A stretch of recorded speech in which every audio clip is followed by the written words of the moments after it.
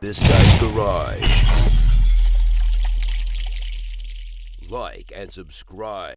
Members, we are back, and we welcome Ms. Soloway to our committee for a short period. We'll have a 5-minute opening statement, and then we'll have a round of 1 6-minute intervention from each party. Ms. Soloway, welcome to Operations and Estimates, what I call the mighty OGGO. You have 5 minutes. Thank you. Mr. Chair, members of the committee, thank you so much for providing me the opportunity to be here today for your consideration of my nomination. I'm very grateful. As a long-serving international public servant, I've consistently demonstrated my commitment to the rule of law, including due process and access to justice.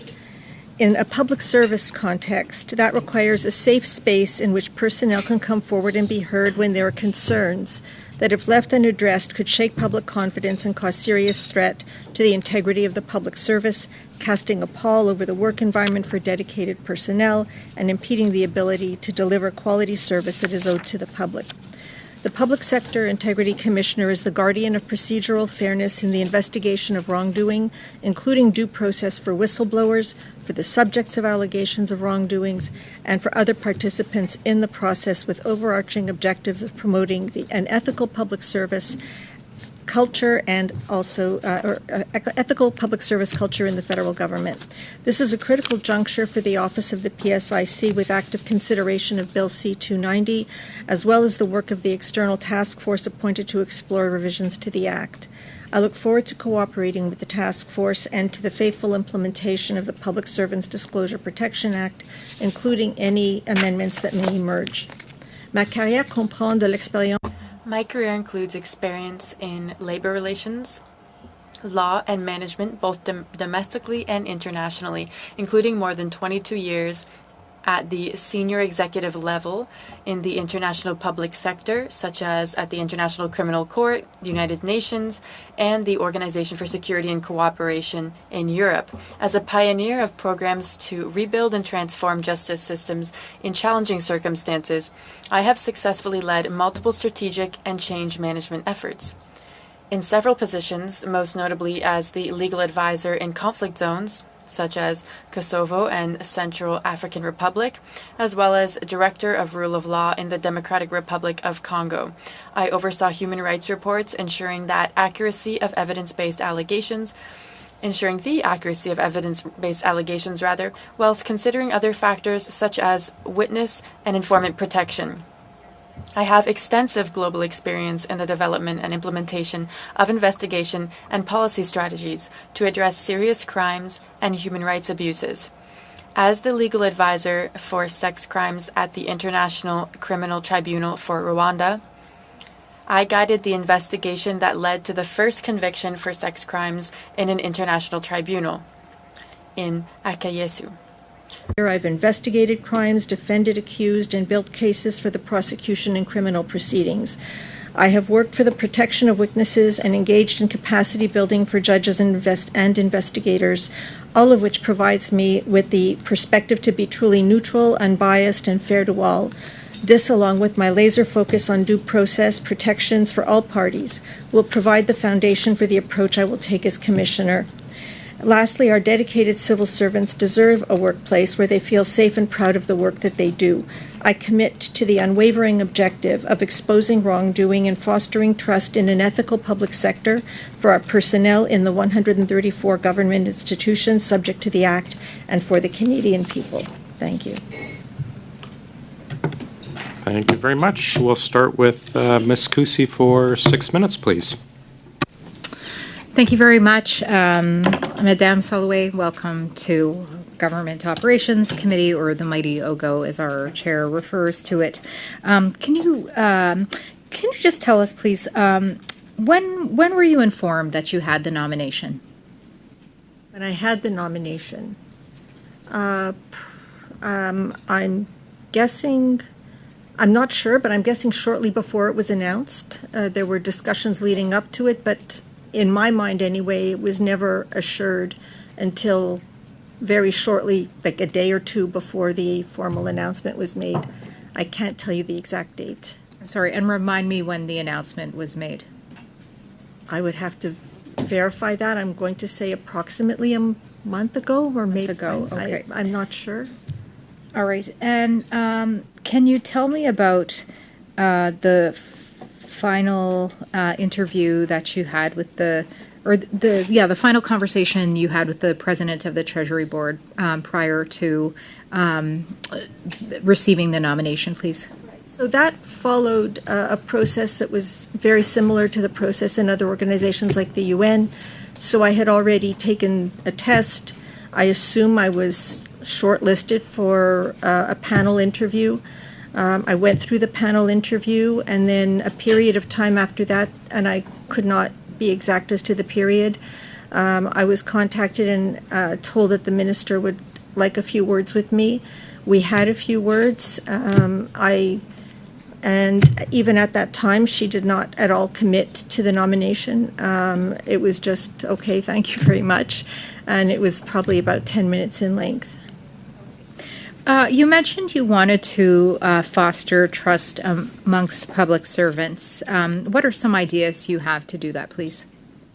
Well, until I get into the job, I don't really know the mechanics of how I will do it. And I also, of course, await the outcomes of Bill C-290 as well as the review. But I do have some notions of how it's been done elsewhere. I think first and foremost, people have to have trust in the office. They have to know about the office and then have trust in it.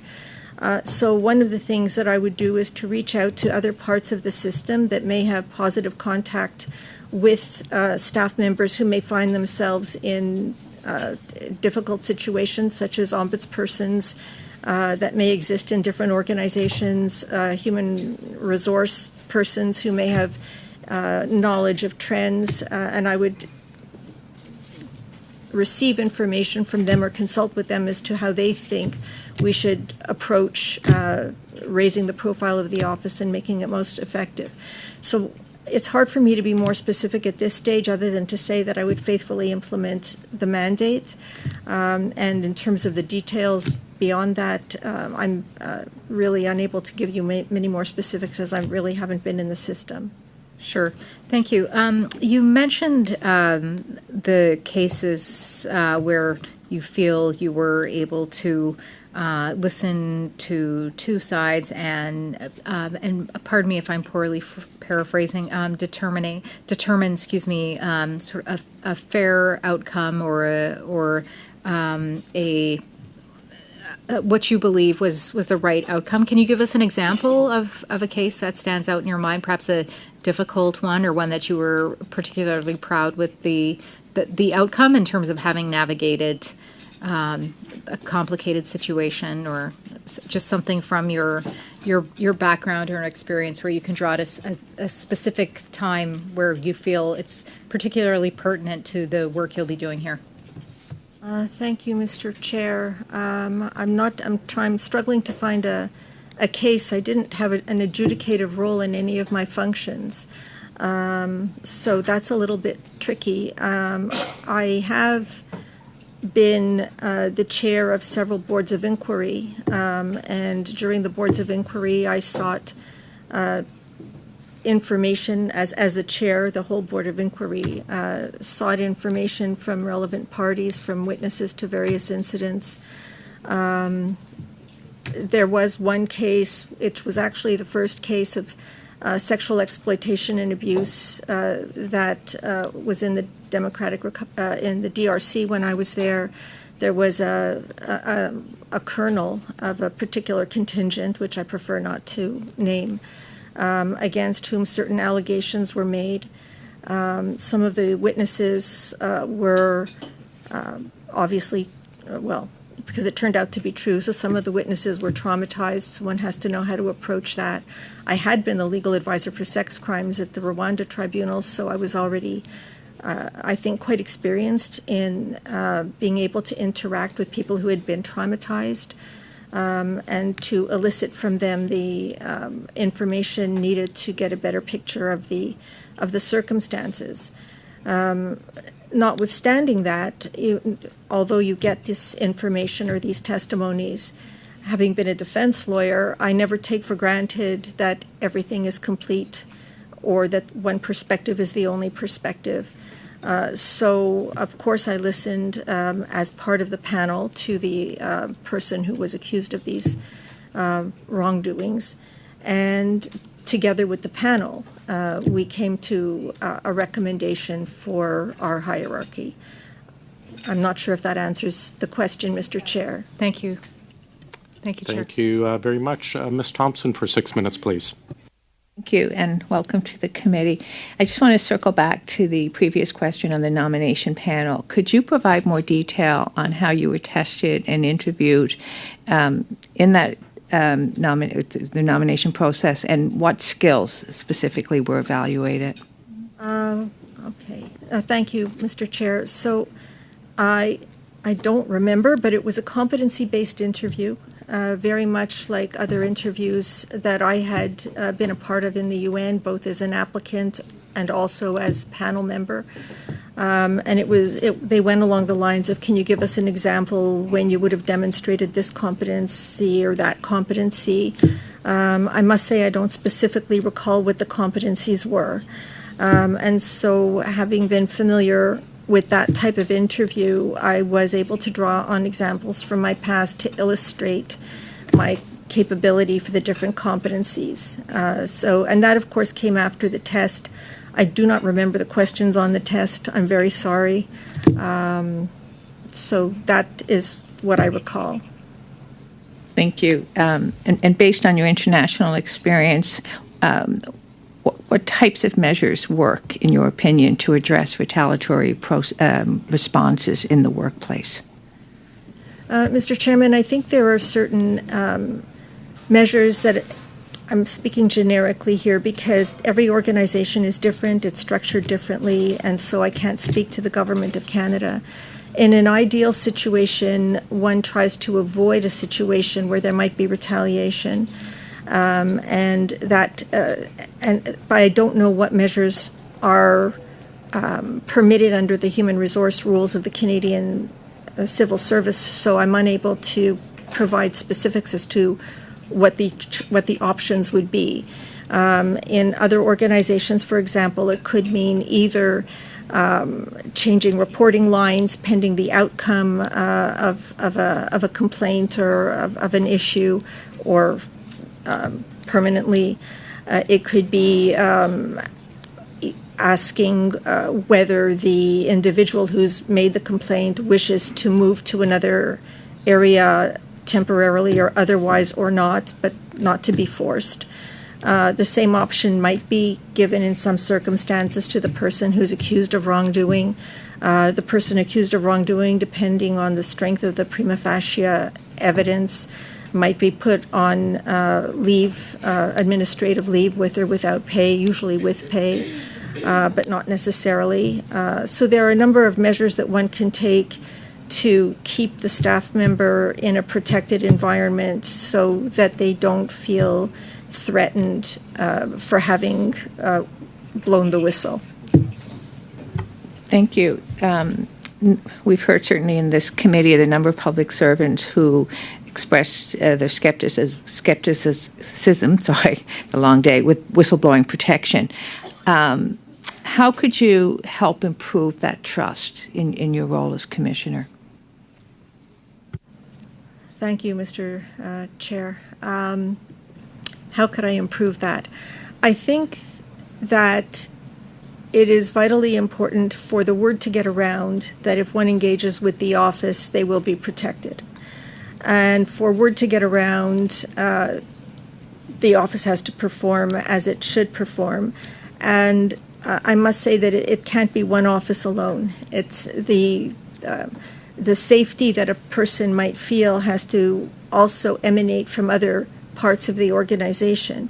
There is often stigma attached to being the person who raises an issue even when everybody else knows the issue is there.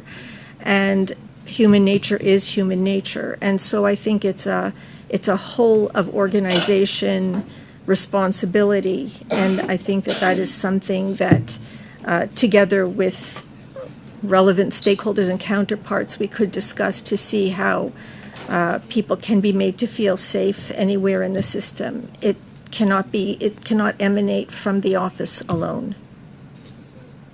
Thank you. And I'm going to see if I can get one more question in. Are you comfortable to work in both official languages? Oui, j'ai l'habitude de travailler en français. Yes, I'm used to working in French, especially in the Congo, the RDC, amongst other countries. I worked entirely in French. It's been some time since I had to do that. I work in English. I have worked in English for the past 7 years in New York, so my French is a little rusty. I apologize, but I have no fear of working in French. I know I'm able to do so. Oh, good, brilliant. Yesterday, we completed the study on C290. How would your experience in change management help with the implementation should this receive royal assent?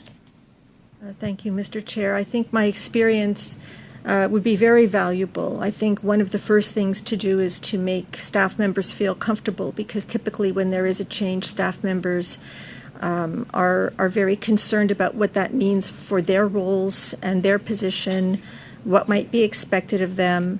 So as a leader, one has to, I think, reassure people that they will have a place and that we will figure it all out together and involve them in any change management that occurs. That's critical. Involving stakeholders is also critical, but particularly changes that affect an office, one really must involve the people in the office so that they don't feel things are being done to them, but with them. Thank you. And could you explain to Canadians why whistleblowing is important and why we need to protect a whistleblower? Real brief answer, please. Well, I think that if we expect integrity in the public service, we rely necessarily on those people who have access to that kind of information come forward. It may not be the only way, but it's certainly one of the main ways, and it can often be the linchpin in achieving integrity in a federal public service. Thank you very much. Mr. Sauvage-Tremblay, welcome to OGGO. 6 minutes, please. Oui, merci. Yes, thank you very much, Mr. Chair, and thank you to our witness. I will ask my questions in French, but of course you have the right to answer in whichever language you'd like, since we have interpretation, but maybe it could be a nice exercise for you since you seem to want to get back into it and be less rusty. Although your French sounded great. Congratulations on that. So I'm going to follow up on my colleague's questions. You spoke of protecting whistleblowers, if you're in favor of that or not. Could you tell us more about that?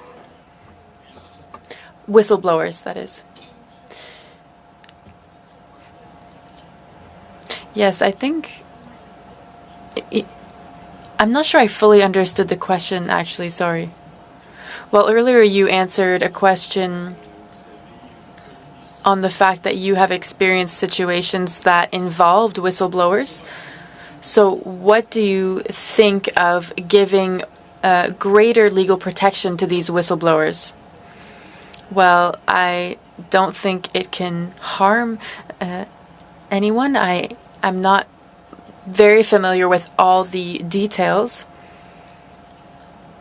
of this type of situation, so I would not be able to give any recommendations on the laws that should be implemented. But I do think that legal protection can do no harm and could actually be beneficial, could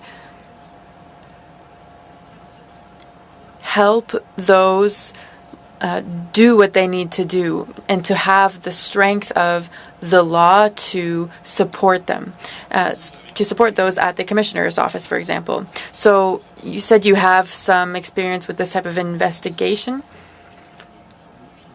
This seems to be what you focused on the most. What are some of the essential elements that are needed to undertake an investigation? Je ne peux pas vous dire encore parce que je ne... Once again, I can't really say because I don't have enough information on how the office runs, but what I've been able to see is that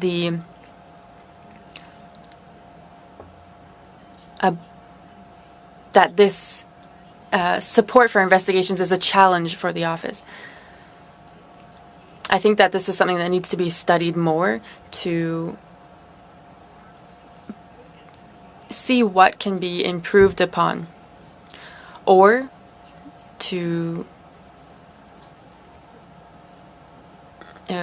or rather, I can't give you information on all the different circumstances, but I would hope that the office rather, would already have the necessary resources. Thank you. And so you're going to be learning in this position. There will be a sort of training period. So who will you be consulting with first? The first people that I will be consulting with are the staff at the office, because I think that they are in the best position to know what's really going on there. And then with their support, I will identify the stakeholders, those that are involved and are in relationship with this, with our mandate, to get an idea of what their perspective is. Like I said earlier, an idea is to approach persons. I'm sorry, it's something I don't have the French word for it. Well, actually, it's the same word in French, so it's okay. So I would consult the ombudspersons, the people who work in HR, just to get an idea of the trends.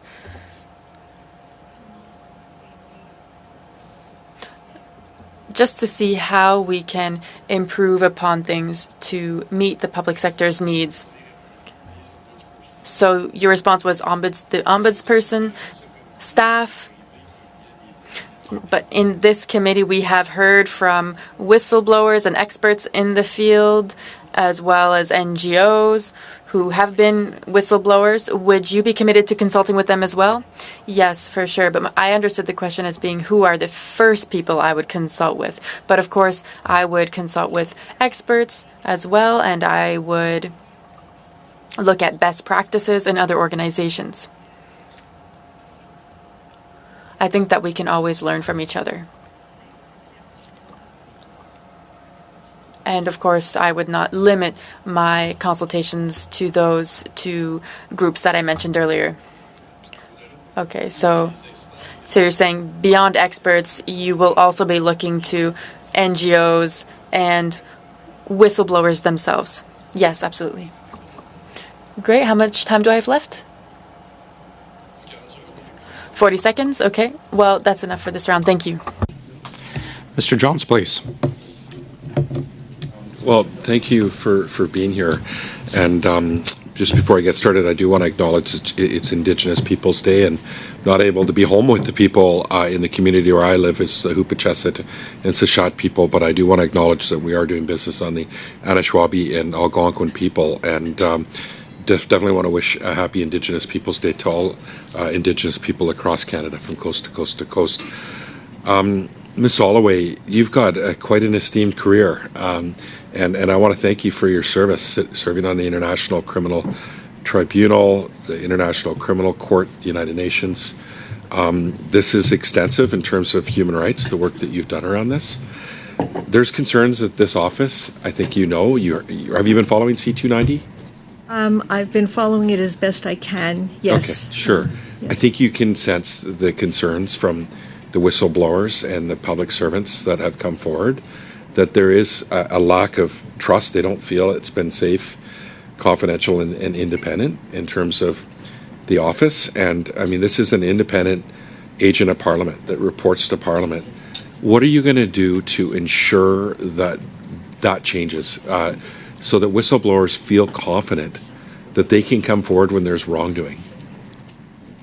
Thank you for the question, Mr. Chair. So over the course of my career, I think you could probably say many things about me, but one of them is that I'm very due process oriented and I'm very fairness oriented. Whether one likes the outcome or doesn't like the outcome, to me it's very important that everybody's rights be protected, and that will never waver. So I think that the way in which we gain trust is to demonstrate that we are worthy of the trust, making sure that people know what they can expect if they engage with the office, making sure that they know that they can trust us not to put them in harm's way.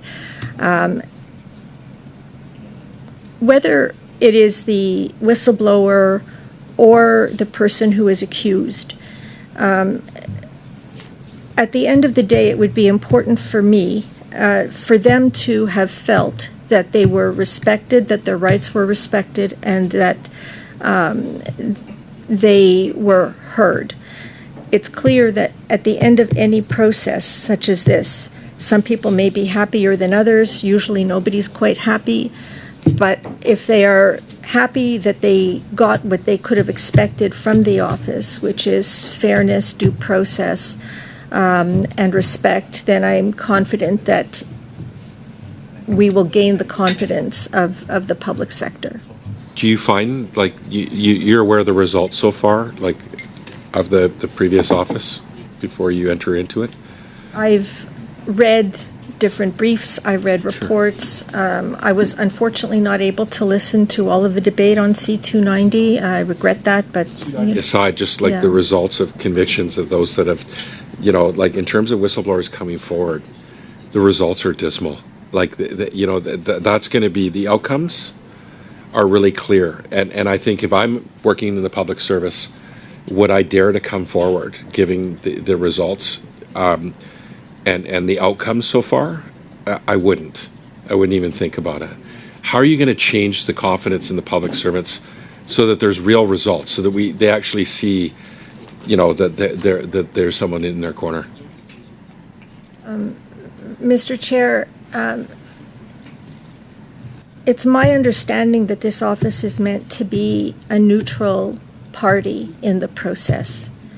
And it's my understanding, and I mean this with all due respect, that the office shouldn't be in anybody's corner. The office needs to protect everybody's rights. And, as a former defense lawyer, I'm quite well aware that sometimes people are not guilty. And I'm also aware that sometimes they're guilty and don't get found guilty. I understand that. But as a neutral entity, I regret that I don't think it would be the role of the commissioner to be in anybody's corner. That's the right answer. So, but I would say this: who will you consult with in terms of? Will you be consulting with some of the stakeholders that came forward that didn't feel that that was the case, that they felt that maybe there was a tilt of the hand of the previous commissioner? How are you going to embrace them and listen to their concerns, because they have a lot to offer?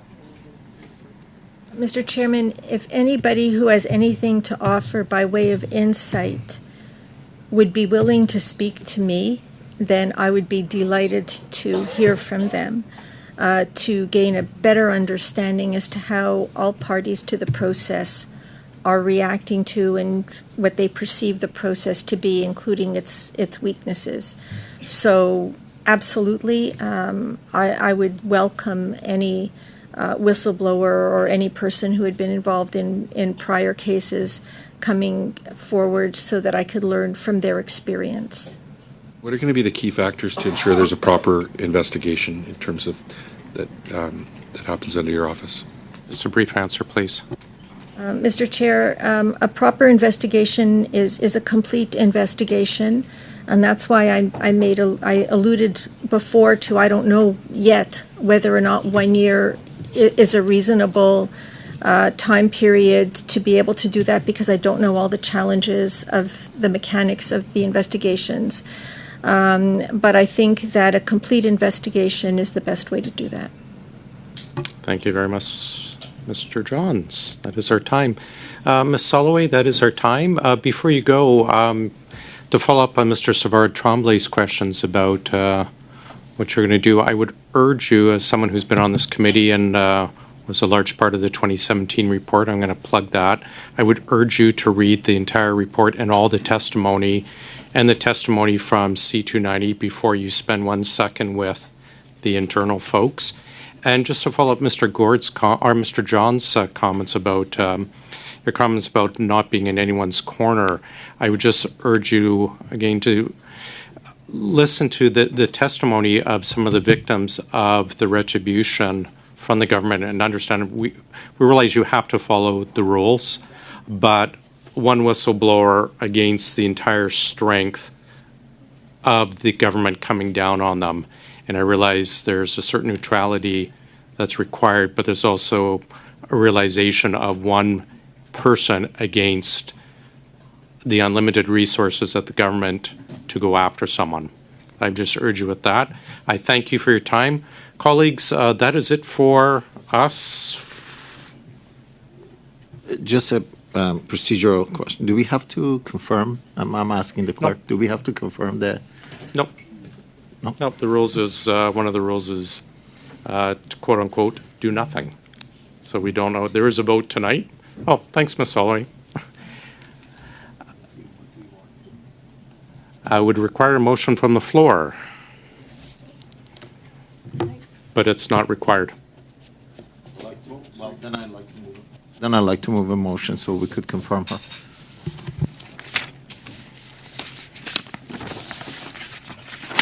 Excuse me one moment. Just to be nice, I'm going to provide you with some wording perhaps you wish to read into the record.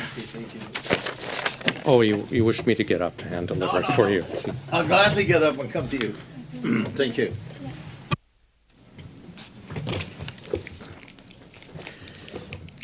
Thank you, Mr. Chair. Mr. Chair, that I'd like to move the motion that the committee report the following to the House.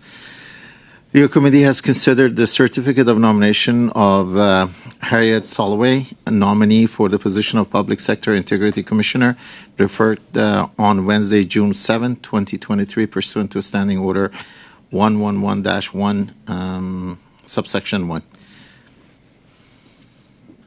Your committee has considered the proposed appointment of, as previous council commissioner, and reports its recommendation that she be confirmed by the House of Commons as Canada's Public Sector Integrity Commissioner. Thank you, Mr. Chair, and thank you for your support. Thank you. On division, colleagues? On division. Wonderful. Now, before we break for the summer, I just want to thank all of you for your patience for me in this relatively new role for me. I want to thank our clerk for all of her outstanding work and a lot of difficult files.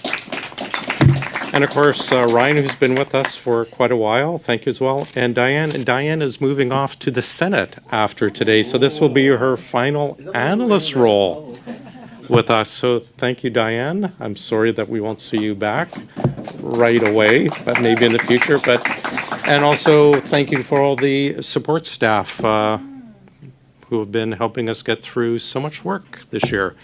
And with that, unless there's something else, colleagues, we are adjourned.